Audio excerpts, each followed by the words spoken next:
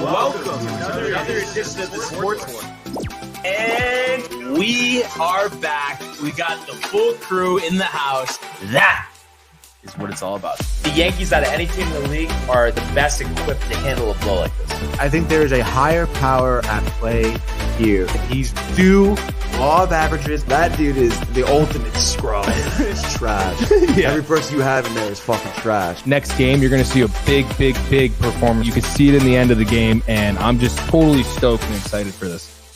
And we are back. Welcome to another edition of the Sports Port. And once again, it is the Barnes and Tony Show. Renee from the couch, Michael, Matthew, and Manny in the vicinity. Oh. How's everyone doing today? I'm doing great, dude. You know, it's nice little Tuesday action here. We had a great Monday night for the gaming corner. Go check it out if you haven't seen it. We did NBA 2K. It was the rivalry was hot, dude. As well as some Chell there to kind of cap off the night, dude. It was a great time. I had a great time with you guys. Honest opinion, Tony. Who needs more assistance? Me with NHL or you with 2K? Probably me with 2K, dude. I mean, I expected a little better out of you. Well, again, man, I mean, if people explain to me the controls, maybe that would have been nice. Next time we play, can you win a game in your eyes? Yeah, I think so. Yeah. I mean, again, if I, do some research, yeah, I think I'll be fine.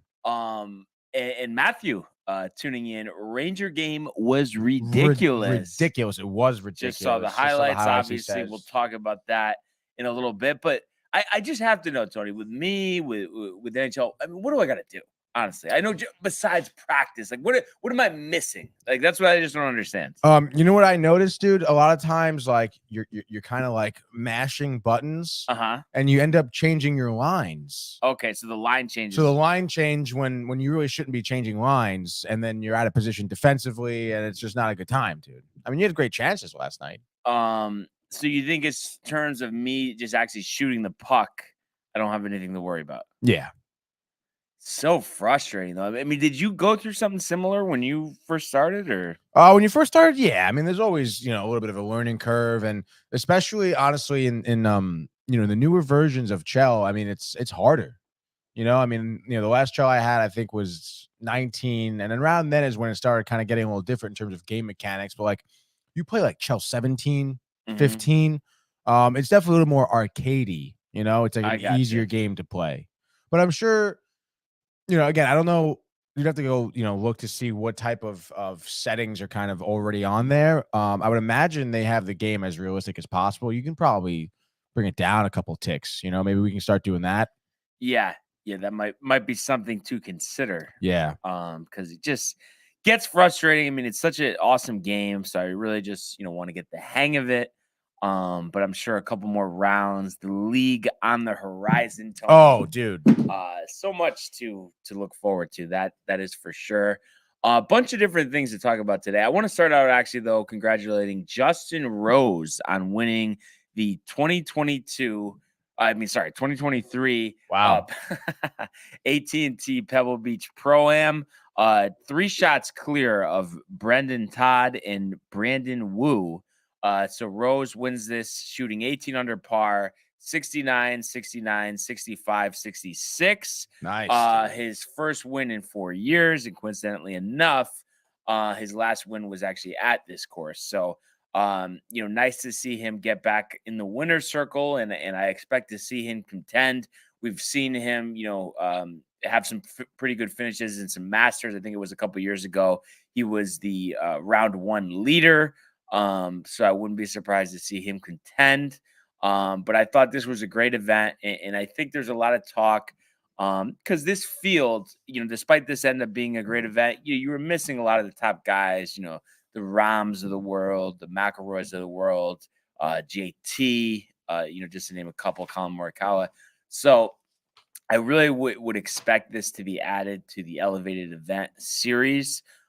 Just because of the history at this course. And I think, too, the golfers, they enjoy the fact that they get to play with a celebrity. Like Justin Rose was playing with the CEO of Morgan Stanley. That's his big sponsor. Oh, that's cool. So it's cool when you get to do things like that. Jason Bateman, I'm sure there's a lot of Ozarks fans out on tour. So Oh I think yeah. with the backdrop, the course, you got to figure something out there, and I'm sure they will.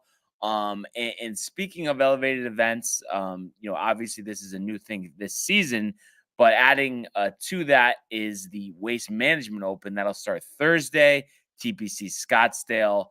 So really excited for that. All the big names in the field. So we'll take a closer look at that one tomorrow. Hell yeah. But it's just, I mention it every time that they have that event there. It's just so cool being that I, played the course and have been on the ground. So to see the tournament in action and just see how different it is, the setup for the pros really is a once in a lifetime experience. I love it. So you're saying you should be playing in the tournament? Is what you're saying? I think so. But I would love to go to that tournament. But obviously, this was not the year with the Super Bowl there. But definitely think I got to make my way to TPC Cromwell. In the summer, because I think that might even actually be an elevated event as well. So I think that's the Travelers. Yeah, I was like blanking on what the name of it was, but just have to see a golf tournament live. I know it's a good time. You get a good tent, follow a couple good groups. I mean, just seeing those guys, the swings. I mean, it's just something that I really got to experience. So I think I definitely want to do that. I think it's in July, so got some time, now and then. But what's better than the golf, Tony? What's better than the golf? Come on. Are you really asking me that? But it is Super Bowl week, so let's start in the world of the National Football League. 6 for 101, 2 touchdowns. To Evans, touchdown, Tampa Bay. How about that throw? Sam Darnold blasted. Oh my goodness, did he take a hit? In trouble, Watts brings him down. Lost one for Odell Beckham Jr. Got it down, touchdown. All right. So Super Bowl week continues on. Obviously, the big game Sunday in Glendale, Arizona. So just kind of some news, around the league. Sean Payton yesterday had his introductory press conference. And he was asked about Russell Wilson having his personal quarterback coach on the sideline, which he said will not be happening under his watch, which I think is good. Because whatever that guy has contributed the last couple of years clearly, hasn't helped. And Sean Payton, you could tell by this press conference, the fact that he sat out a year and took his time in deciding which team that he wants to join. He wants this to be right away. Right away, he's taking the Broncos to the next level. He knows that the pieces are there. He's working with a good defense. They still got to make a decision on the defensive coordinator. They had actually tried their former head coach, Vic Fangio, but I don't think he's going to go there. So it'll be interesting to see who they plug in there. But the talent is there nevertheless, and I expect them to probably add some more pieces to that defense come the offseason. A lot of hype about Javonte Williams, who ended this year with an injury, but they're making the, Alvin Kamara comparisons. And it's funny. I mean, I know we've already kind of talked about this before, Tony, but just giving me some type of how do you see this working this year? I mean, I know, it depends what they do in the draft, free agency, obviously limited with the draft picks, with the Wilson trade, with the Sean Payton trade. I mean, are you expecting the Broncos to be a competitor this year? That's a good question. I mean, a competitor, I could definitely see it. I would say yes, honestly. I mean, like a wild card team? Yeah.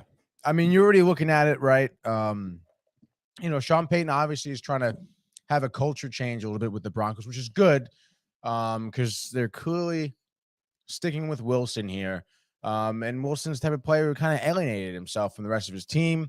I would imagine the rest of his team doesn't really have much respect, or in their eyes, Wilson doesn't have a lot of likability for them. So I think, Sean Payton coming in here, laying down those kind of rules for Russ, getting him in the facility with the facilities, I guess, personnel and whatnot, him probably seeing the same people his other teammates are seeing and stuff like that. That's the culture change you definitely need. So I think, with that culture change, you're definitely going to see an uptick in production from from everyone, I think, around the team, and that's kind of leading to some more wins. And I think, it might be kind of a rough start, as sometimes these, new head coach, kind of changing the culture. There's going to be a period of growing pains, I guess you could say. So I think maybe beginning of the season, they have maybe a rough time, but those players start to have respect for Wilson. That Sean Payton, I would imagine, he knows what a championship team looks like, what it feels like, what the culture should be like, how the players interact with each other. So I think, given maybe down the stretch of the season, they can pull something together and maybe get into a wild card spot. But time will tell, I guess. Division is going to be tough again. I mean, obviously, we know about the Chiefs. Of course, the Chargers aren't going anywhere with Justin Herbert. Making the playoffs this year, unfortunately, collapsing on the wild card round to Jacksonville. And then that actually leads me into my next talking point here. The Raiders, obviously the other team in this division, now they are the favorites for Aaron Rodgers. So that's interesting. All the talk about Rodgers coming to the Jets, and usually, obviously, they don't always get it right, but usually Vegas has a good sense of these things, and he alluded so much so when he was interviewed at the Pebble Beach Pro-Am over the weekend, and said there's a lot of, that's the popular thing that fans are saying, what he heard on the golf course, that he's going to go to the Raiders. That's what he's saying he's hearing from the fans, but why is he bringing that up? And then you think about the Davante Adams angle of things.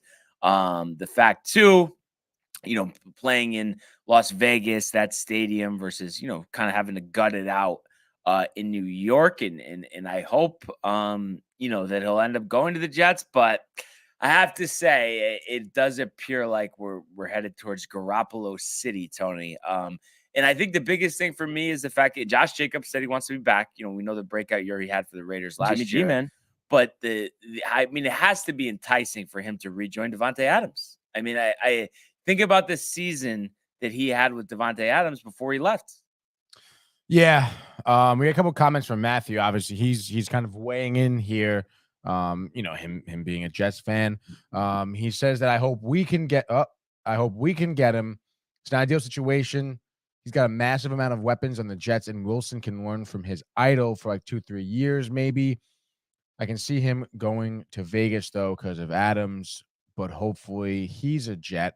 It's interesting. You say that Vegas has him favorited to go to. I saw some reports that, I think it was an SNY beat reporter talking about how it seems like the Jets are the favorite for where Rodgers is landing. It seems like there's a whole lot of, I guess, speculation, obviously, right? Rick But and I mean, Dave this morning. What'd they say? Vegas. Really? Yeah. The odds and then Adams and but I mean, come on, dude. I mean, I feel like you really never know, especially with Rodgers. I feel like he can, he's the type of guy who pivots pretty hard on decisions. And it's interesting too, because it seems like the organization wants to do good by him, even though, I'm sure they're not exactly happy the way he's handled the last couple of years. Yeah. But like Rick and Dave were saying, well, what if the Jets just blow him out of the water? I mean, what's he going to do? Is he going to threaten retirement? I mean, it seems like he was somewhat interested, but I just have a hard time seeing how that team wouldn't be ridiculous. Obviously, we know they need to pick it up on defense, but I mean, with Rodgers, with Jacobs, with Adams, with Waller, with Renfro, maybe Zay Jones comes back. I mean, that would be ridiculous.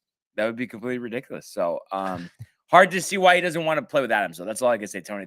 The chemistry there, and it's like I said, I want Aaron Rodgers. It's going to be highly disappointing if it's Jimmy G, because it seems like it's not going to be Carr. I don't know where Carr's going to go. Maybe Indy takes a snap at him or whatever, but I just know it's going to be highly disappointing. We're all thinking Super Bowl, and just how quick that changes. I know it's not over yet, but do you have a hard time seeing if, the compensation packages work out for both teams where Rodgers is not going to prefer to play with Adams? I don't know. I mean, I understand, like, Rodgers, especially, he likes his certain receivers. We know he likes Adams, right? But at the end of the day, I feel like Rodgers is more interested in winning another Super Bowl. And I don't know. I think when you put those two teams head to head, I mean, I think the Jets are in a better position because of the defense, because of the younger players. Yeah, dude. I think they're in a better position to win a Super Bowl. And I think that's what Rodgers is going to want to do. So they know Hackett. Yeah. So hopefully there's still a little bit of hope. But once I heard that, it kind of, I have to say, it was a little crushing for me. And I feel like especially Rodgers, he loves to play with the media, dude. He's probably like thinking in the back of his head, "Oh yeah, I hope they all think I'm going to go to Vegas. They all think I'm going to fool them all." That's true. That's definitely true. Right? No? Some other news around the league. So Brian Flores, who was a finalist for the Arizona job, hired as the Vikings defensive coordinator. So of course that takes him out of the mix, for the Cardinals head coaching job. But after spending a year as a linebacker coach under Mike Tomlin in Pittsburgh, he goes to Minnesota there with Kevin O'Connell. And after what was a really good regular season, obviously some people thought it was fluky, and that was backed up by the Giants beating them in the wild card round. He's looking to make a statement over there, really turn around that defense and get that team going with Kevin O'Connell. So that leaves supposedly the last two candidates for the Cardinals job to be, offensive coordinator of the New York Giants, Mike Kafka, and Bengals defensive coordinator Lou Amarillo. So when I see that, I mean, I have a hard time believing that the Cardinals are going to hire Mike Kafka. I just think, he hasn't been there that much. The Giants offense, I mean, let's be real, it kind of sucked this year. I know, they had a good record, but it wasn't like a humming offense. So I just don't see where what he showed to say he's ready to be a head coach. I think it's very premature. And it's one of those hires that if he does get hired, it's one of those things that fails quickly, because you can't base it off of 1 year. I mean, he was just in the league a few years ago. I just don't Right. think he's ready to be a head coach. And Lou Amarillo has done a great job with that Bengals defense there. So I know it'd be different, going to a defensive-minded coach, coming from Cliff Kingsbury. But I just think it would be culture setting because that's what they need. I think there was a lot of rifts on the team, between Kingsbury, Murray. Does Hopkins get traded? I think Lou Amarillo seems like a highly respected guy, a guy that can make that a top defense and then hold everybody accountable. Because I think Cliff Kingsbury definitely struggled in that area with Kyler Murray. So a culture changer in Lou Amarillo. So we'll see if the Bengals defensive coordinator, gets that job. Nice. The Colts job still wide open. I mean, it seems like they're almost setting a record for candidates interviewed, and it's so tough. I mean, Matt Ryan's still under contract, says he's open to playing next year, but it's like, I mean, I get it. The offensive line, just absolutely destroyed them this past season. So I think he was, led the league in fumbles, had 13 interceptions. So it's like one of those things where it's hard not to think he's cooked. I mean, I guess as a backup somewhere, it would be fine. But like if the Jets were to bring him in, I mean, that would be one of the things that would just get absolutely torched. I mean, you cannot have Matt Ryan under center to start the season. I mean, Hell no. Going dude. from Aaron Rodgers, and then to go to Matt I mean, Ryan. do you think that's a possibility at all? No way, dude. As a backup somewhere else, I don't think with the Jets because they just know the backlash, would be too much. Right. So just kind of updating too on the candidates for this Colts job. So they're saying Eagles offensive coordinator Shane Steichen, former Bucks head coach and current Rams defensive coordinator Raheem Morris, the Bengals offensive coordinator Brian Callahan, Giants defensive coordinator Wink Martindale, Detroit's defensive coordinator Aaron Glenn, Packers special teams coach Rich Bisaccia. I love that one. And I know if Mark Davis could do this all over again, he would have kept him last year, Tony. That team came together. He rallied them after the Gruden controversy to make the playoffs. The players loved him. And then he brings in kind of the anti-players guy in Josh McDaniels. It seems like McDaniels has his favorites, and then everyone else doesn't really like him. And I think Bisaccia would really set the tone over there. So I'd love to see that. And then the last candidate, number 8, it's crazy. We're so far into this coaching cycle, Super Bowl Sunday, and they still have 8 candidates for head coach Jeff Saturday. It seems like Irsay wants to hire him, but I mean, I think that's a move that you can't do. I think he'll just absolutely get torched. And I know the fan base liked Jeff Saturday as a player, but I think there would be an uproar if he's named the permanent head coach. What do you think in that regard? Yeah, I think some people be kind of pissed, especially, you were talking about all the different candidates, for head coach. I mean, even when he was in the interim head coach, I mean, I feel like a lot of people you know, didn't really like him, kind of hung him out to dry there, like right away. Like, why? Like, this guy doesn't really have much credentials, never coached before, yada yada. This is like, come on, dude. And this is, a Colts team that unfortunately didn't have a great year, obviously, struggling with several different facets of the game. And obviously a fan base just expects to have at least a qualified head coach in there. So unfortunately, I do kind of agree with you in the sense where if Saturday does get hired full time, people are going to appreciate that. But I do think if he does, I mean, I wouldn't think that's the worst thing in the world, Yeah. No, and I right? was just what do you mean? Like, I feel like obviously, someone who, clearly, I mean, he has ties to the game. He played.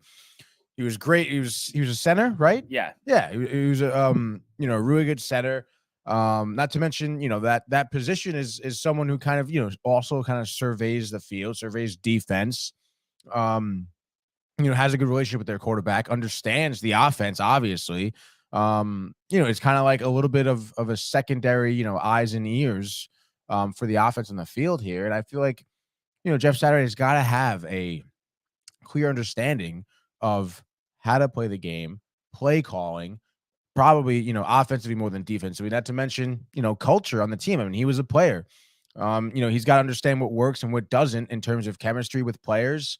Granted, like anyone new at their job, there's probably going to be like a 1 or 2 season type of learning curve, but like I said, I don't think it'd be the worst thing. I think he can kind of mature into a decent head coach.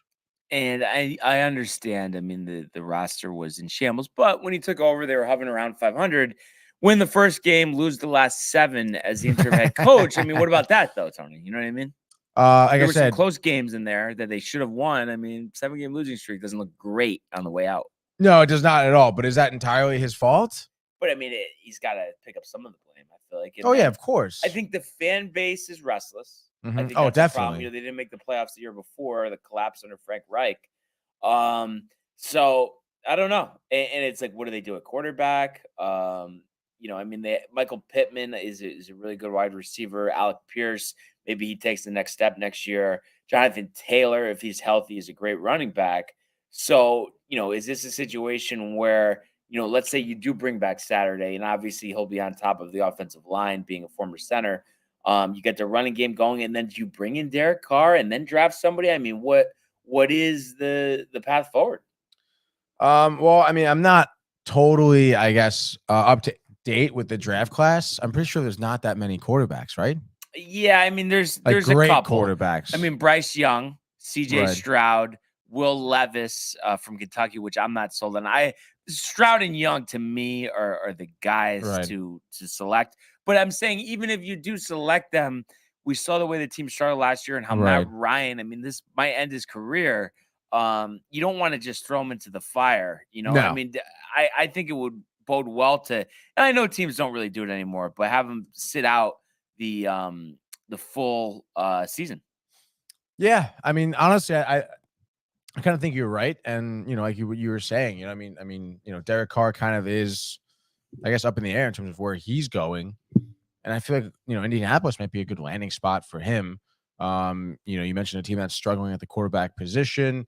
Derek Carr definitely needs to change his scenery. We know, obviously, he's leaving the Raiders, so I mean, I don't know, dude. I mean, again, I haven't seen in my recent memory, a quarterback getting drafted and sitting out a whole year. So we'll see if that idea even kind of comes across the Colts Patrick organization. Mahomes played the season finale in his rookie year. That's it. Oh, so he sat the whole year. Alex Smith was still there at the time. So I don't know, dude. I don't think they'll do that. I think they'll just kind of take their chances with drafting a quarterback and playing him, right? Don't you think so? Because even so, I mean, I understand like Derek Carr, I could see having a successful season with another team. But still, think about it. The Colts, I mean, it's gonna be the same deal, like with the fan base. So, I mean, you already said they're restless. They pick up Derek Carr, they're not gonna be happy with that. But you really think like they can be competitive with a rookie quarterback? It's possible. I guess it depends who they get. Yeah. I always have looked at the mock draft on walterfootball.com. What do you got? Right now, the Colts are picking 4, and they actually have them taking Bryce Young. So originally he was the consensus #1 pick, but now they have outside linebacker Will Anderson going #1 to Chicago. Wow. With the Texans taking C.J. Stroud, the quarterback out of Ohio State. And then one that just doesn't, and I understand like James Conner is going to be probably gone, and I know he's really good. Bijan Robinson, the running back from Texas, they have the Cardinals taking him #3 overall. I mean, have we not learned from the Saquon Barkley situation? How does a team, other than if they're a team that made the conference championship and somehow got lucky with a draft pick they traded for and they're in the top 5, how does a team take a running back in the top 5 in this day and age, Tony? Yeah, that is kind of ridiculous. So they have the Colts getting Young. I mean, I guess That's so weird. if they get him, I mean, if he looks good, earns the job, whatever. But like I said, I think it's going to be tough for the Colts. Let's say in a year, they're standing in the same draft position. There's going to be, some issues, I think. And I think it's tough too, because the team last year, in a lot of people's eyes at the beginning of the year anyway, I mean, was a Super Bowl sleeper. So to have, 3 straight years out of the playoffs, 2 years in the top 5 of the draft, that's tough to take. So very interesting what's going on there in Indianapolis. Oh, yeah. And then obviously the game, Tony. The game. What game? The Eagles, the Chiefs. Some storylines out there. Some talk about how Eric Bieniemy disappointed again, not getting hired as a head coach, but relishing that 3rd trip, to the Super Bowl. Be interesting to see if he stays on. I know there's been some arguing on the sidelines the last couple of years there, but seems to be respected by the Chiefs offensive players, including, Patrick Mahomes, of course. One thing that's annoyed me, there's been this storyline about Nick Sirianni. He was an assistant. He was an assistant, I think, with the Chiefs before Reed came in, and then Reed didn't hire him or whatever. But it's it's a new staff. Right. People don't really keep the old staff. So I feel like that storyline is ridiculous. And I think has no bearing on the game. So I think that's kind of dumb. Right. Mahomes was interviewed yesterday, and pretty much he said anytime he has an injury, as long as the training staff clears him, he's going to be out there no matter what the circumstances are. So love to hear that.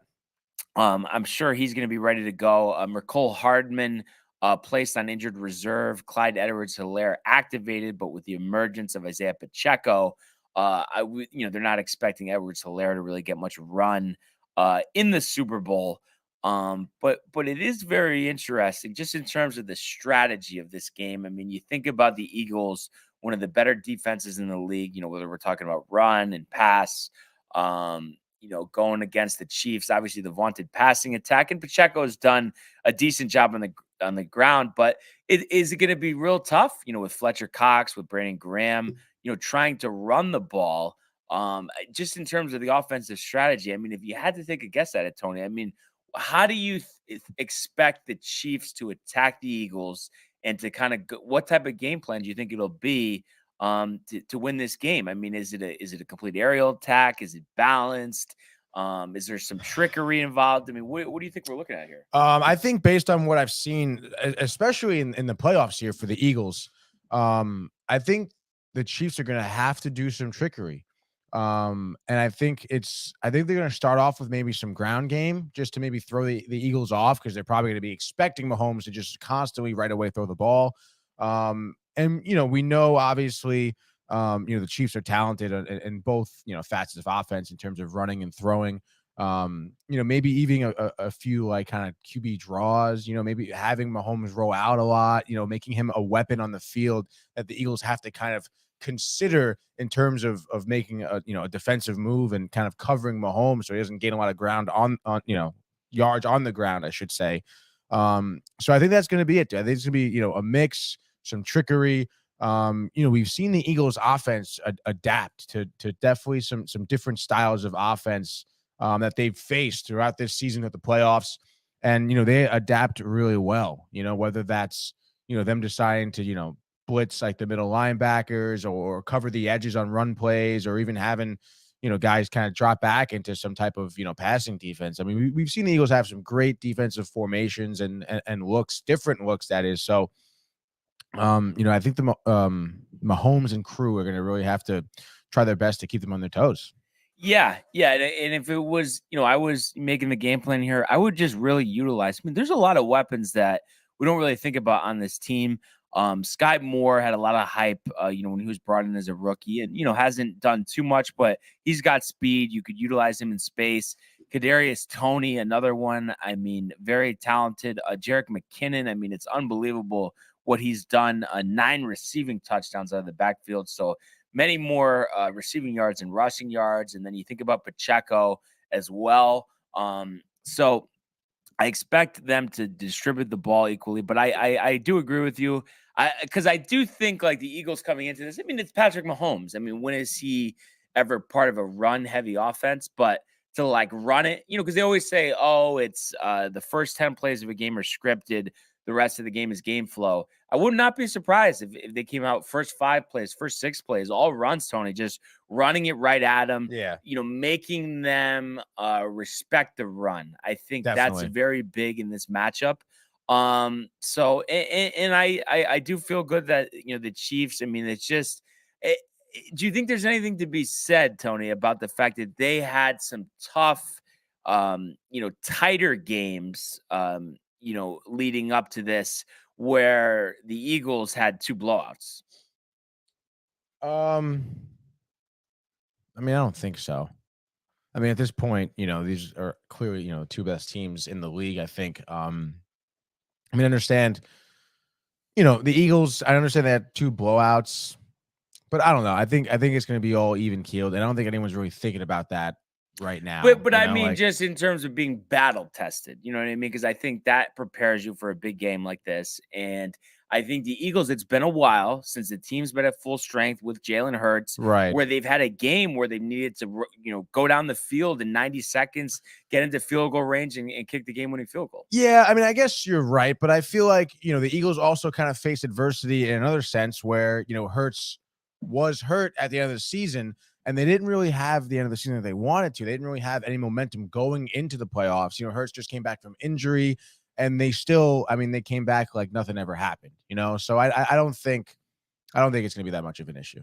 And in terms of, like, the strategy on defense for the Chiefs and Steve Spagnuolo, obviously he was with the Giants when they won in 07 as a defensive coordinator, and was with the Chiefs when they won their Super Bowl a few years ago. Has been known to be aggressive as a play caller on defense. So especially with Hurts, I don't think the shoulder's 100%. I think he even alluded to that in interviews leading up to this week. So with that being said, I mean, I would just be real physical. A lot of blitzing.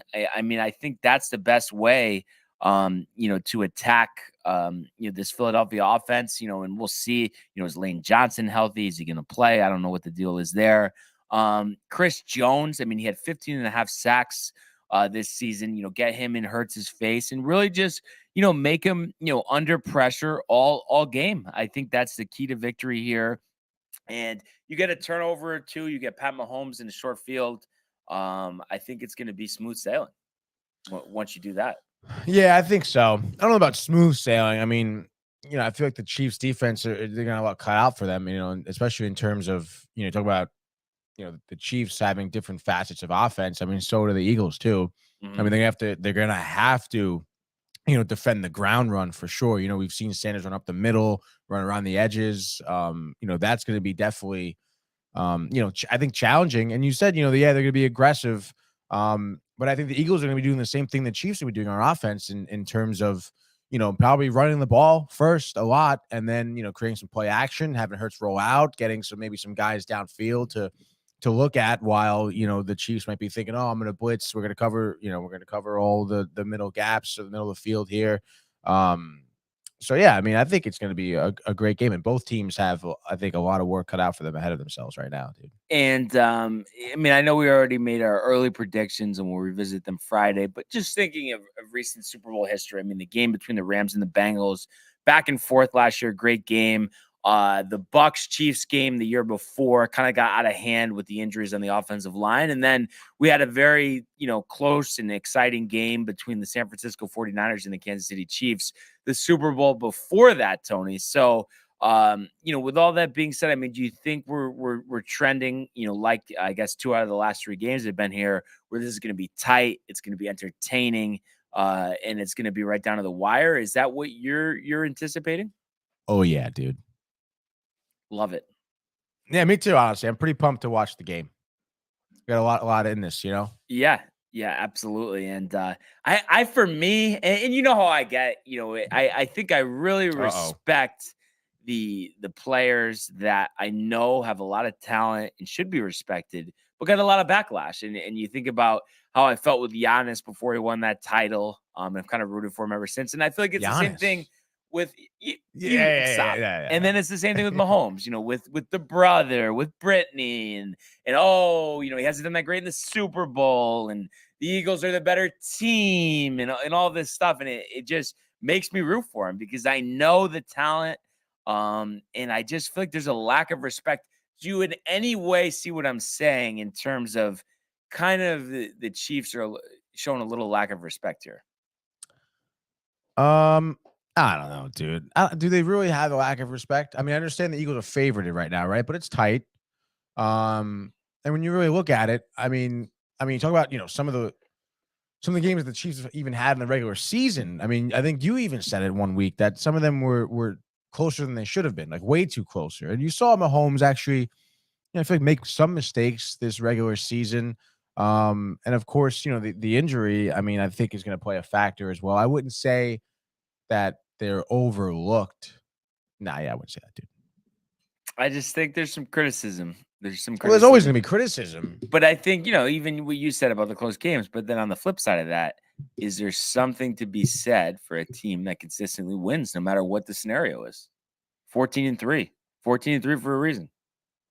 Aren't the Eagles 14-3? They are, but I'm saying so are the Chiefs, Tony. Like there's nothing the rest little bite there. There's nothing though that can transpire in the next couple of days to shift your opinion on this one. I know yesterday, you said, close game, with the Eagles winning. I mean, is there less than a 5% chance of you changing your mind on that one? Yeah. What if you had to say though? What is the biggest reason for your thinking? Well, honestly, I think I said this. I may have said. I don't even know if I did, but I just think honestly, the Eagles to me are better all around. I think their defense is better. I think they could have more of a threat in terms of running game. I understand, maybe through the air, the Chiefs kind of have them like that. But I just still think, Hurts, I mean, also battling through injury, I mean, is very dangerous on the ground. He knows how to throw. He has targets, that can run downfield as well. I just think that the Eagles in the big spot here where the Chiefs need to run down the field, I think the Eagles defense are going to come up big. Interesting. No, and I see it. I mean, they've done well on defense for sure. One thing that I think about, well, I mean, obviously it's a couple things, but I guess the biggest is just Mahomes, the ability to step up at any moment. And I think he's a little sour the way, the last couple seasons have went after winning that title. In his, his second year as a starter. So, I think there's extra motivation there. The battle testing, it's hard for me to overlook that. I think the Eagles got as fortunate as any team I've seen in terms of the playoffs, getting the bye, playing a team like the Giants, who it was amazing that they even made the playoffs and yet alone won a game. If you had a regular 3 seed, not the Minnesota Vikings, they would have won that game. It would have been a tougher test. And then you run into the hottest team in football, and the third string quarterback of the year gets injured in like the first quarter. So I think all of those things fell into place. And when you're going up against Patrick Mahomes, I don't think you're going to get that lucky. That's my mindset with them. And it's not to say they're not a great team and didn't have a great season. But I just think it's going to be a lot, but it's going to be fun. Nevertheless, Tony, last piece of news though before we move to the NHL, did you hear Tommy is taking the year off? He's going to be broadcasting 2024, so we get a break from Brady. I mean, I know he has his Let's Go on Mad Dog, so unfortunately, I occasionally stumble on that. But I'm sure Greg Olson's pumped. Another year as a lead analyst, and he's all right. Were you pretty surprised that Brady decided to go this route? No, I'm not that surprised. I mean, who the hell? I mean, you spend your entire career, obviously playing football. What? Romo. Did Romo next year. Yep. Yeah, he went right in, right? Well, that's fine. Who cares? After Jerry was too emotional to trade him to the Broncos, even though they wanted him to be the starting quarterback. Wasn't that whole thing? Do you remember that? Not really, honestly. Yeah, no. Yeah, the Broncos all set, and Jerry just would not budge. Said we'll keep him as a backup, and I don't know if there was a deal behind the table, but that's how Romo ended up retiring. Maybe Romo got wind of what he would make as a broadcaster, right. Maybe felt like he owed Jerry something because he believed in him. He was an undrafted player, but that was a ridiculous thing. But yeah, he did go right in and right away. Was highly touted, and now I think because he makes $18 million a year, there's some backlash there. But overall, though, you're pro or anti Romo? Yeah, I don't know. I guess I'm pro Romo still. I mean, people are super critical sometimes. I think maybe overly critical. There's no way to be a good broadcaster almost anymore, dude. But there's just no way to be perfect as a broadcaster. Like you're going to be making mistakes. You may say something weird. You may say something that's not funny. I will say maybe it does seem like Romo is getting a little full of himself because now he knows that he was all like, wow, people like me. I'm doing well at this or something like that.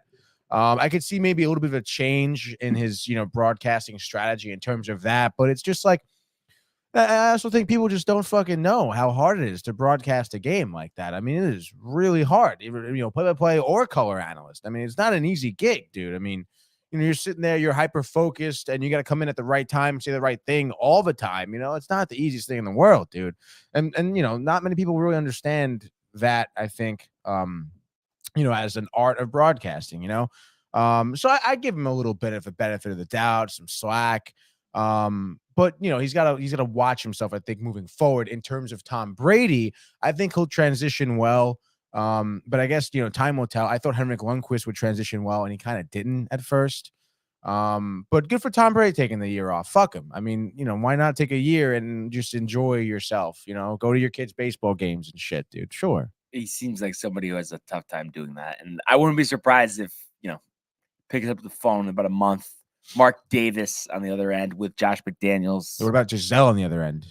Giselle, it's over. I don't think so, dude. You think they're reuniting? I think they could, yeah. No. Yes, she's already the jiu-jitsu instructor in Costa Rica that's been all over the tabloids, Tony. So yeah, I don't want to hear it. What movies have you been watching, Brian? Chogri said the Eagles have the easiest path to the Super Bowl in the history of football. And I mean, I was alluding to that. Is that a fact? Chogri sees it. I mean, think about it. It's a pretty ridiculous Think about it. Daniel Jones led Giants team that just you could tell all season, like the average teams that they find a way to win, and everyone was excited that they beat Minnesota in a playoff game. And it's like, it's Minnesota, it's Kirk Cousins. They got stamped out by the Eagles, and like I said, if the Niners were full strength against the Eagles, there's no way that they lose that game. So I mean, that's as sold as I need to be. I know the Niners were on a run for an ages, and I feel like we all forget about that because of how quickly it fell apart, Tony, in that playoff game. Yeah, but come on, dude. It wasn't really that easy. And the easiest in the history of football, I have to check that, dude. Give me an alternative, Tony. I don't know. I have to do research, don't look it up. Dude. Don't look it up. Just say I would have to look it up, dude. How could you think something if you have to look it up? You know what I mean? How could you have an opinion if you don't have an answer? Just saying. I don't have an opinion. You do, because you just said, I don't know about that. I have to look it up. So like you're. Oh, no. What did I say about it? I don't know. Yeah, but it came across with some doubt. Chogri knows it. But almost 45 minutes in, Tony. I think it's time to go to the world of the National Hockey League. Here's Matthews. Scores! Hat-trick goal! My goodness, this is a great shot. Big hit on the far side by McCarr. He flattens Jordan's skull. Oh my goodness! Expects the drop right back. Terrifying and robbed by Shesterkin. That's brilliance from Igor Shesterkin. It's a breakaway to win it in overtime. McDavid scores the winner in overtime.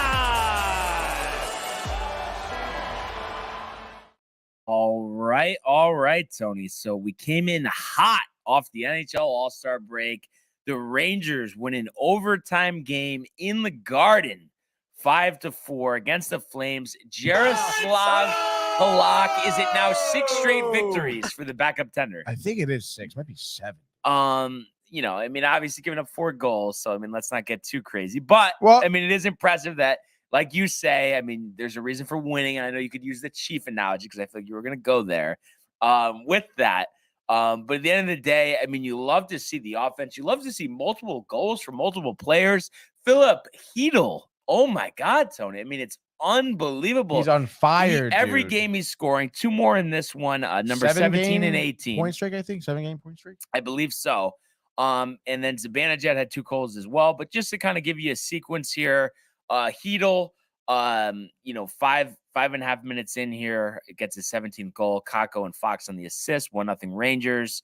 A little less than 5 minutes later, Blake Coleman with the equalizer, his 11th to make it 1-1. No scoring the rest of the period. Hedl, though, a little over 2 minutes in, takes the lead back for the Rangers 2-1, unassisted on his 18th. But the Flames answer back almost 16.5 minutes into the period. Tyler Toffoli with his 19th goal, a power play goal, even up at 2. But right before the horn at the end of the second period, on a power play, about 14 seconds left, Mika Zibanejad, his 23rd goal, a power play goal. Kreider with his 12th assist, Panarin with his 39th. On to the third, 6.5 minutes in, Andrew Mangiapane with his 11th, tying the game at 3. Michael Stone giving the Flames the lead. About 2 minutes later, his 5th to make it 4-3 Flames, but they don't score the rest of the game. Mika Zibanejad, little more than 4 minutes after that, his 24th, the equalizer. Panarin gets his 40th assist. And I heard it on actually the Ranger broadcast in the car last night on my way home. I guess he was the quickest Ranger. Was it 300 points, Tony? 200 points? Which one was it? I think it was 300. 300, which was impressive. I mean, think about the history of the New York Rangers. So congratulations to Artemi. But Zibanejad, nice to see him get his 24th. No more scoring the rest of the third period. And with a minute and a half left in overtime, Alexis Lafreniere, his 7th goal, the game winner, Aristi. Zibanejad with his 28th assist there. 5-4 Rangers. So they come out of this break a week that's very important. 4 games this week. You win with your backup goalie. So I would say, Tony, I mean, a lot to like here for the Rangers, their first game out of the All-Star break.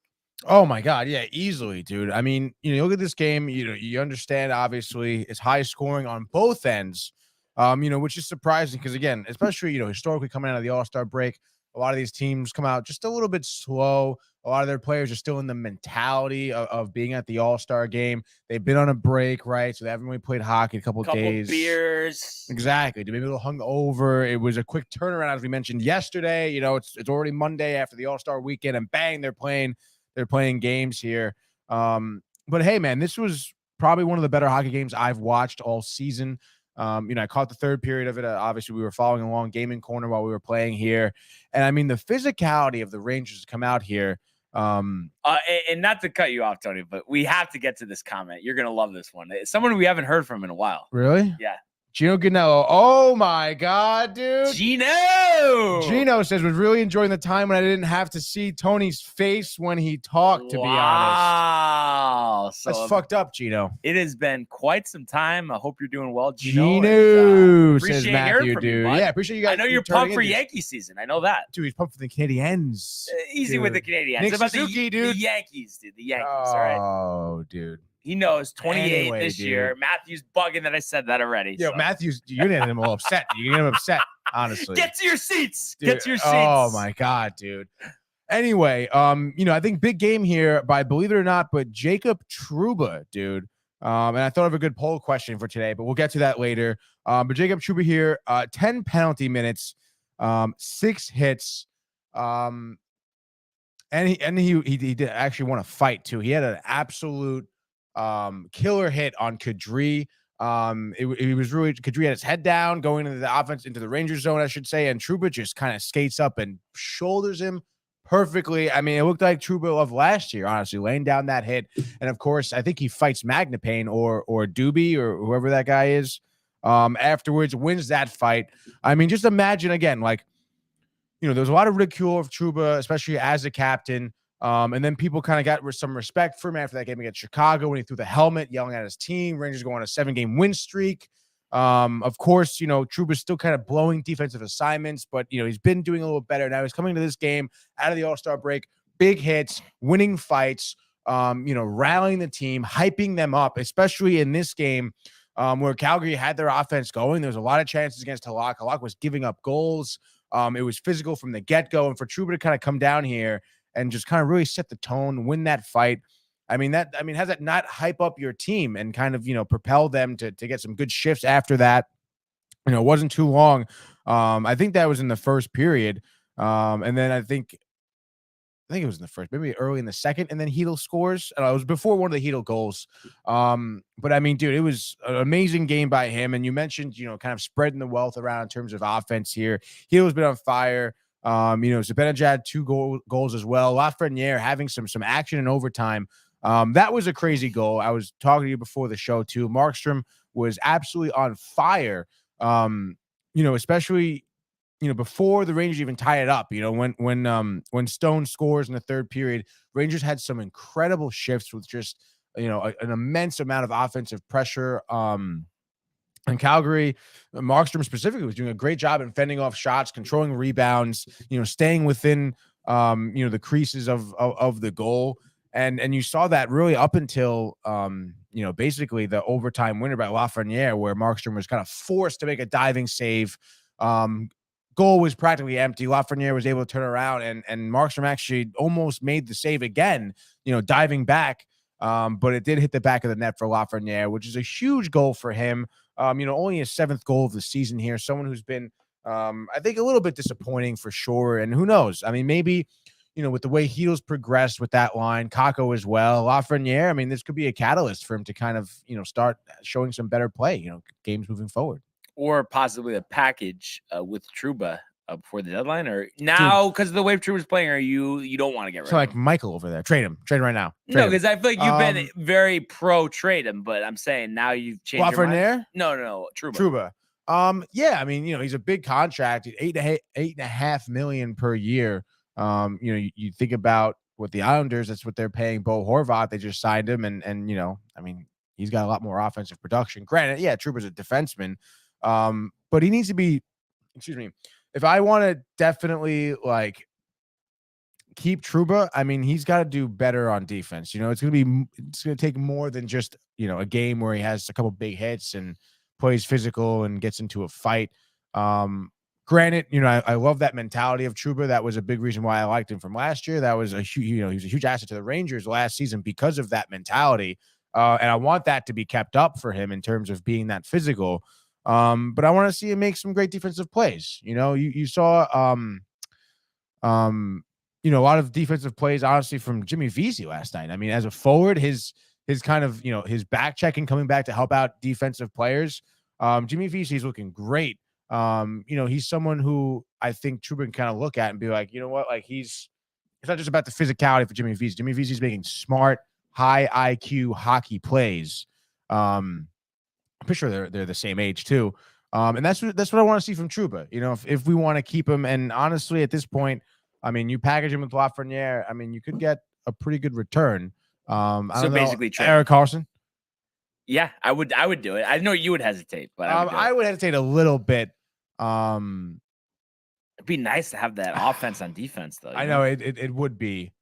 And the assists. Big on the assists. I know, but Trouba's coming around, dude. I mean, and he's your captain. I hate Rangers historically are trading captains in the recent decades. Because they make mistakes. Why, dude? They don't even make mistakes. Come on, was dude, Callahan really that good? Oh, dude. I didn't even watch the Rangers back Callahan then. was so scrappy. I love Ryan Callahan. He had a great wrister. Why'd they make the cup after they traded him, though? That's all I'm asking. Just asking a question, Tony. St. Louis, dude. but that's the point. He shouldn't have been a captain to begin with. No, he was a good captain, dude. He was a good captain, dude. He was a good captain, dude. It's ridiculous, dude. Matthew Gabriel says, just watched the fights. My mother says, Anthony is so good looking, Gino. And he misses the stash. Jesus, come on. I missed the stash. Oh, Gino. I appreciate it, bud, and dude. he apologizes to your fam, but he's pumped for the Yanks, baby. Oh, Let's sorry go. to Tony's family. Tony wasn't yes, going to pumped for the actually show that comment until I mentioned it. I didn't even see it, dude. Oh, he didn't Oh, wait. see it. Oh, speaking of comments, see you it. didn't see Matt Gabriel. Wow. Mush. Yeah, obviously Mush, he's kidding. dude. Eddie, no, he's not, dude. Yes, he's so he serious. is. He's No, learned. no, He's no, learned no, that no. it's the play on the field. Gino, give me 5 minutes on the Canadians right now. Let's go. Oh, geez. So, geez. But yeah, nevertheless, Tony, nice to escape with a victory here. The only thing I just don't like. Victory. Well, I mean, it was an overtime win, and you had Halak starting. So yeah, I would call it escape. Dude. I would say it's an escape. It was a tough game. It's ridiculous. And the thing I just don't like is you're making this. You didn't need to, but you've made this a 2-start week for Halak. So I'm guessing, I mean, there's no way that Shesterkin's not going to start tomorrow against Vancouver, and then do you go Friday with Shesterkin as well, and then. Or no. You got it. I think you almost have to against go the Kraken. I just feel like I can't have Halak starting in Carolina. Chokery will be chuckling with how many goals the Hurricanes will score on him on the road. No way. There's no way he can win that game. He's won 6 in a row. You're setting yourself up to fail. And I know Seattle has been pretty good this year, but I at least like our chances at home if we have to start Halak. Personally, I know they won't do it because you're off till Wednesday after the Carolina game. I'd love to see him start the next 3 games, but you think 0%? Shesterkin started the next 3 games? Yeah. Yeah, no, I don't think so, dude. So is it the Friday Halak game at home against Seattle? Yeah, I think it is, dude. You want to beat Carolina. So it's you want that tiebreaker more. Oh, yeah, of course. Yeah, dude. Seattle doesn't matter in the Western Conference. Yeah, so I mean, the look ahead, right? You got Canucks on Wednesday. That's going to be a Shesterkin start, I'm sure. And then, yeah, Friday against the Kraken. You have Halak in there, and then Saturday is Shesterkin. But I mean, it's all they had to do was start Shesterkin last night, start him Wednesday, and then start Halak on Friday, and then you're all set. But nope, can't do it. What are you talking about, dude? It's fine. They won. They won last night. They won, but they have to play with fire again. That's the point, Tony. Why is it playing with fire? What are you talking about, dude? Halak, Tony. Halak, dude. We had a lot of discussions about Halak. Yeah, I know, and he's been winning games. I don't know what you're so upset about. Because you even alluded to that he let up a lot of goals and didn't play his best game. Oh, last night? Yeah. My mother says going to work, by the way. Coming. Good day to you guys. Says, good day to you, Mom. The Mets are coming. And a good day to you, the sir. Mets are coming, but Keith Hernandez is not, as he's sitting on his couch requesting more money. So. Oh, that's fine, dude. I don't know what that's doing with anything, really. It has to do with the Mets. Okay, sure, dude. Anyway, Tony. Well-deserved day off today after that hard-fought victory. 28-14.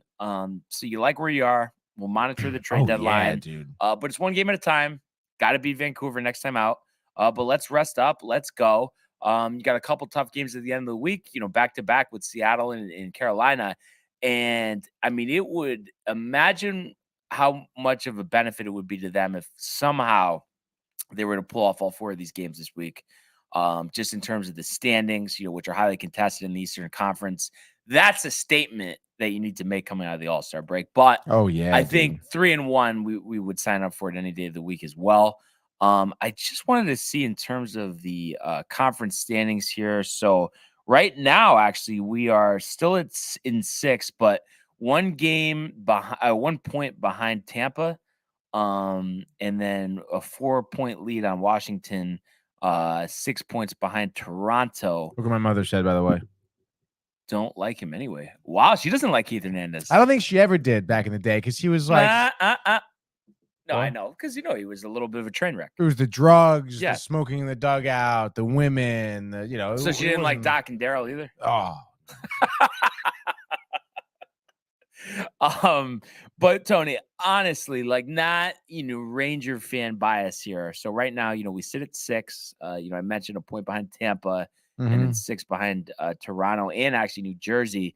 I mean, do you see a scenario where they can get up to 2 or 3, or do you think it's 4 and 5 is kind of where you see the Rangers landing? I know we got a long way to go here, but getting up to 3, So I mean, you'd have to overtake New Jersey. I mean, right now you're 6 points behind them. I really don't think so. Okay, so 4 or 5. I don't think Jersey is really going to be missing a step at all for the rest of the season. I mean, again, it's going to be, like how any other team does. Honestly, they're going to win games. They're probably going to win more games than losing games, obviously, but they're going to have losses just like any other team.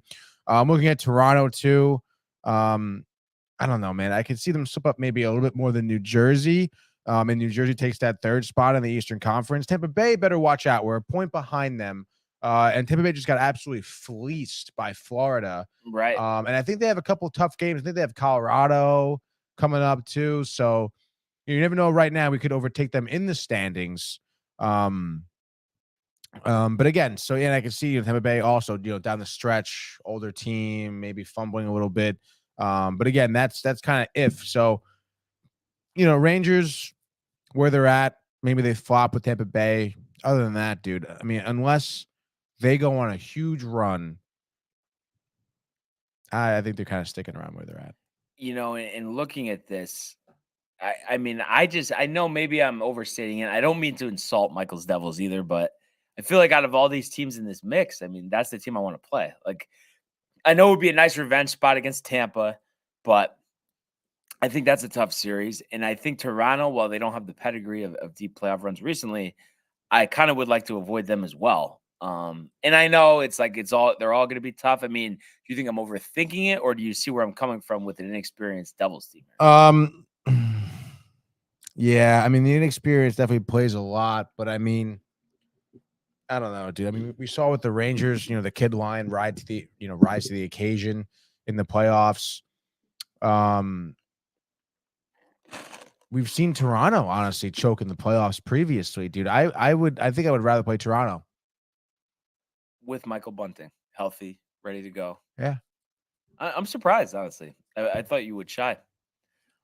I don't know, dude. Matt Murray. So I don't know, Toronto dude. out of Devils, Lightning, Leafs. You want Toronto the most?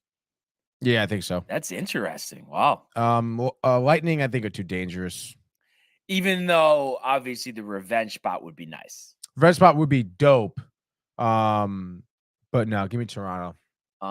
So that's interesting. But here we are, second half of hockey. Things are heating up. Dude. We still need to go to a game. I really am worried that we're not going to make it to one. You want to look up some games here, dude? Yeah, Canucks tomorrow. Class. Wednesday's tough for me, dude. Oh, actually, you know what? No. 8:00 game? Yeah, done. Discounted tickets. You think so? Why I discounted? think I'm not discounted, but I think I saw that they tickets as low as $66. Which I think for the Rangers is pretty low, no? Oh my god, that would be crazy, dude. Section 417 though, dude. Oh, you looked at Game Time right now? This is Vivid Seats. That was the cheapest? In section 417, 66. Yeah, I can look at Game Time right now if you want me to do that. Fees all in. Give me 89, Tony. Dude. Dude. I'm not a big Game Time fan, honestly, dude. I just feel like they have the best deals, honestly. That's do they actually though? Yeah, I've researched it heavily. Middle center. This is all in 108, which isn't bad. Yeah. Section 210, row 21. Book it. Book it, dude. Do you have two seats together? Oh no, they don't. That's ridiculous. I mean, why do they even listen? Then why that? Yeah, one ticket, dude. Oh my god. Sick, dude. 145 all in. It's a little tough, dude. What happened to 66, dude? How about this? I'll heavily monitor ticket the ticket market. What's our I don't even need to ask you. Just buy it. What's the number for you? I feel like $100 is. You're in, but $100, but it has to be in the twos, basically. Because Yeah. I haven't sat in the fours. I don't know. Fours are kind of tough, dude. Okay, Yeah. so $100 In the 200 in the section. twos. Just book it. Like 227 something. Yeah, dude. Just 100% you're in though. If I can 100% find that. tomorrow night. Oh wait, no, we have Jimmy's free tomorrow night. Can't do it. Fuck. Well, it's a good promo. What stream is free tonight? Tomorrow. Damn, What do we got going on? Dream is free. We have Mike. I forget his name. Renee, what's Mike's last name from down the hall? I just said it yesterday, but we have Mike from down the hall, artist in our own building, former Hollywood stuntman. Oh, Has obviously he's a pretty well established artist as well. Now has a book out there, has a movie out as well. So we're gonna be talking about his long career as a stuntman. He has some pretty famous projects under his belt. So it's gonna be a dope Dream is free. He's a great guy. Definitely funny and definitely has a lot of stories, dude. and is this a live Dream is free or this is going to be posted after the fact? No, it's always posted after the fact, just to keep our guests safe, in terms of anything they want to cut out or something like that. I dude? gotcha. Always. I gotcha. Always, So we got to dude. revisit the schedule though before we make picks. So. Okay, all right, my bad. Gotta give me a game. Give me a game. Seattle Friday. Friday we have media day, and then Friday night. 7:00. Damn, they got a road trip coming up. I know. I'm looking at that right now. I'm trying to see when they get back. Road trip. Oh yeah, they do the whole Canadian tour, dude. Next Monday, the 20th, they are home against the Jets, The dude. Jets. How do you feel about that? But it's kind of far away, but Thursday the 2nd. 121, dude. Jeez. March 2nd.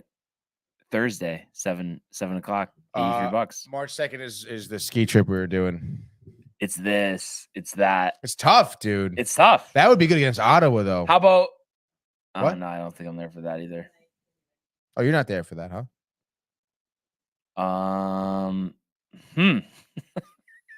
I guess they're gonna have to get creative, dude. Maybe Those ticket prices Friday will go down. Yeah. That's their only hope. We can go to Montreal on the 9th of March. That'd be crazy. Scour the market for the Friday night tickets. Tickets as low as $40 For which one? Oh, in Montreal. Get your passport, man, dude. I just want to go, and of course, Buffalo, March 3rd. in Buffalo. In Buffalo, dude. Tickets as low as $60. Ooh, why am I not seeing March 3rd? Oh, sorry, not March 3rd. March 11th. March 3/11, a 11th. Saturday.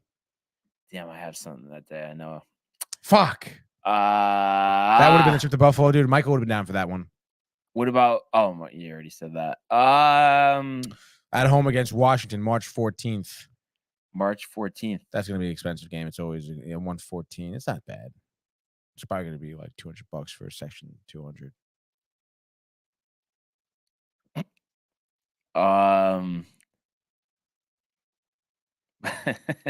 Monday, April 10th against the Sabres, second to last game of the season.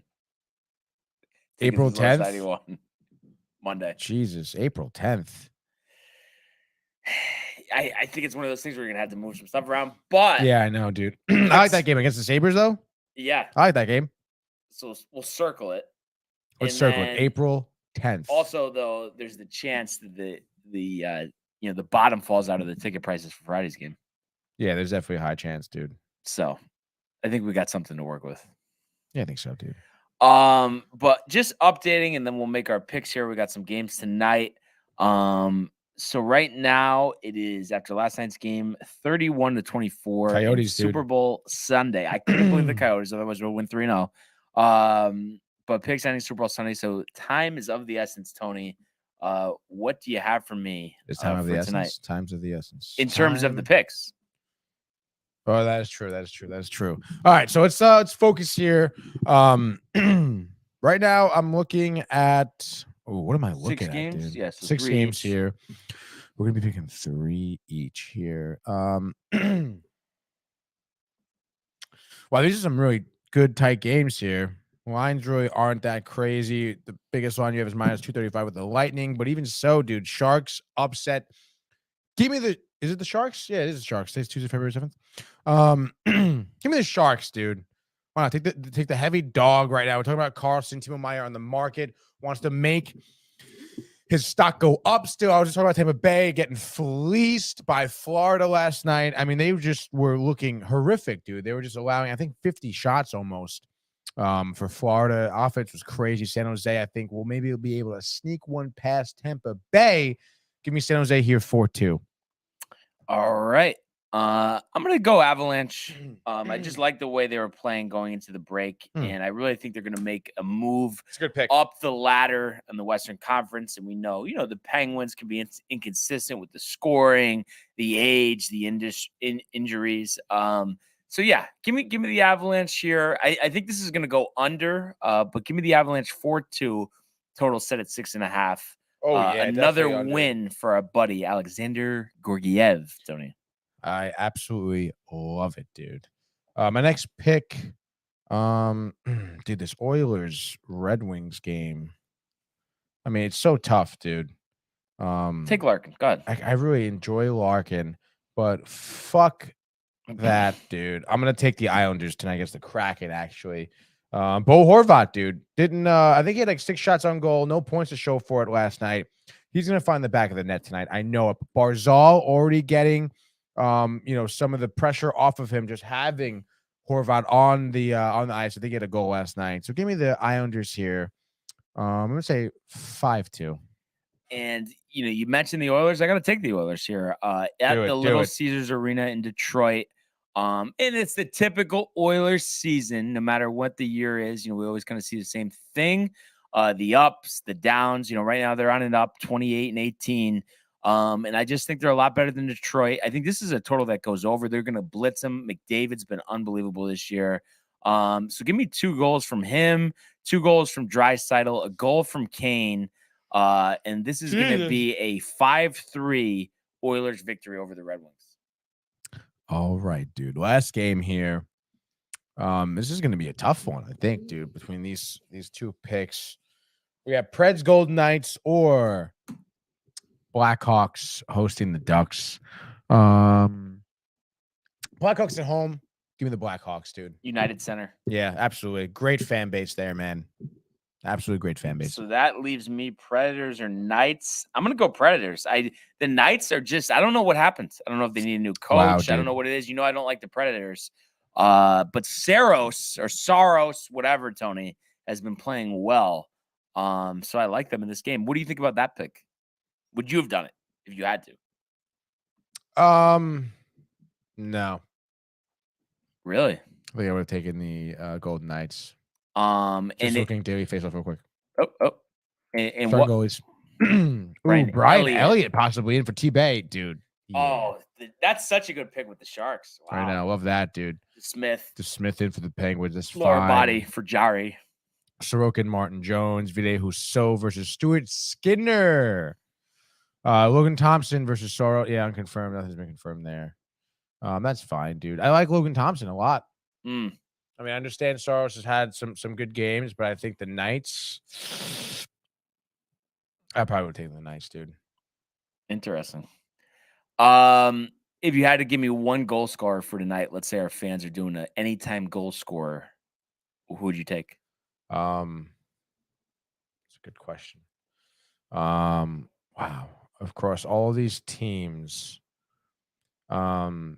I mean, Connor McDavid is probably the easiest one to pick, or probably a lot of juice, or a Draisaitl. Yeah.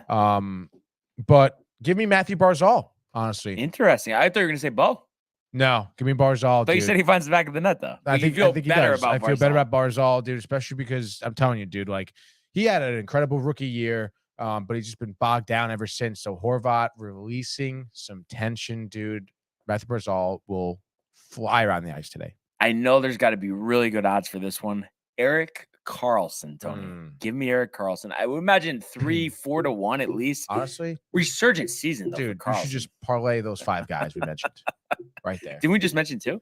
Oh, but Draisaitl, McDavid, yeah, and you mentioned Bo Horvat, right? Matthew Barzal, Erik Karlsson. That's 5. But do you think? I mean, with 50 assists already, most likely he should be able to get 20 goals. I mean, is this potentially going to be Erik Karlsson's best season of his career? You would think so. I mean, I don't know what his best seasons look like. Just let's take a meander here. Looks like 45 points, 78 points back in 82 points in 15-16 season was his best year, it seems. 16 goals, 66 assists. That's pretty crazy, dude. And honestly, at this point, with 50 games in, 30 games left, for him to get, less than 20 points in 30 games, I think he can do it. Yeah. He needs 16 points, I think, to tie that record. And he's been the epitome of health this year. high. I mean, his career high in games played with the Sharks is 56. He's already played 51 this year. Yeah. Last year, 10 goals in 50 games, 25 assists. This year, Yeah. 51 games, 16 goals, 50 assists. So doubling his assist production. Yeah, dude. You think about him, you think about Meyer. It's a shame that this team, they just Don't have it. I know. for whatever the reason. By the way, that season where he did have 82 points, it was an 82 game season. Wow. He played a full season. So an average of point a game. That's crazy. Does he get moved? I think San Jose needs to, because I mean the Yeah. rest of what they need to get rid of them. They need some assets. But I some think young players, they can dude. get a draft pick, but they're gonna have to take on some squalor of a contract because Carlson's number is too high. I know. He gets paid 8.5 a year. I think so. Let's look it up. I wonder how much longer.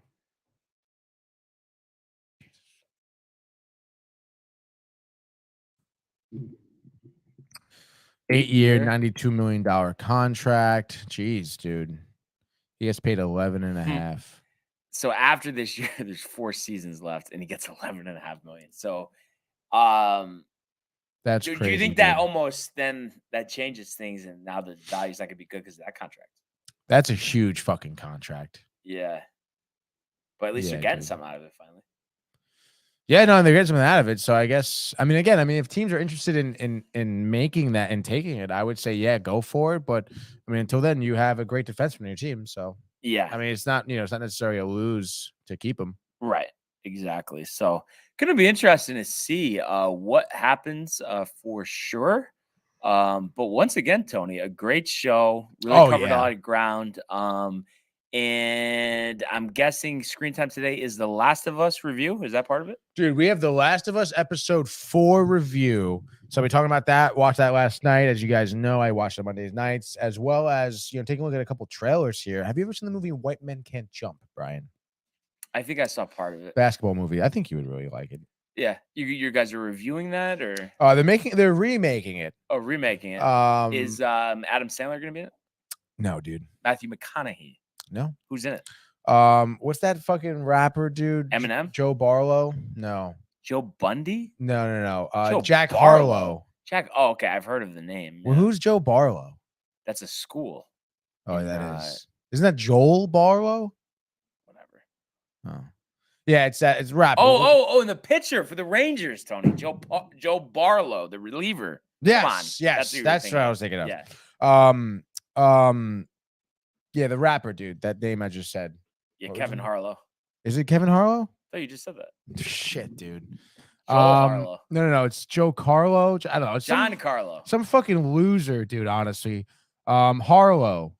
Wait, Jack Harlow. So it doesn't seem like you're too pumped about it. No, the original's so good, dude. It's timeless. Oh, so this is like you guys are talking about it to rant about how stupid it is. I'm talking about how much of I think flop it's gonna be.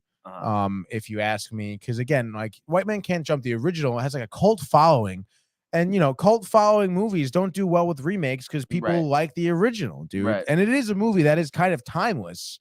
Like you can put it on at any point. People understand it's about basketball, dude. Like it's about betting and shit, and it's fucking hilarious. I mean, Woody Harrelson and Wesley Snipes in it, Rosie Perez, dude. Like it's classic. But we'll see. I'll just tune in on screen time and to probably, Manny in studio? No, Manny in studio. Manny's in Miami, I think. Oh, he's in Miami. Michael in studio? I think it's just maybe me, Solo Dolo, honestly. Solo Wow. Dolo. Renee, dude. I feel like at the table or no? No, Renee probably on the couch, maybe chiming in a little bit. But Possibly. nevertheless, it's going to be a great episode. We want all of our fans to tune into that one, as well as the variety of videos, shows, vlogs that we have on our YouTube page. Oh, yeah, brother. Tony, Michael, Renee in costume, the merch at downtimetv.com. Just at the buzzer, a comment from Indigo. They have to make a remake of a movie because Hollywood does not have an original thought. Very true. Very good there, Indigo. But we want everybody to enjoy their day, enjoy screen time, and we will see you mañana.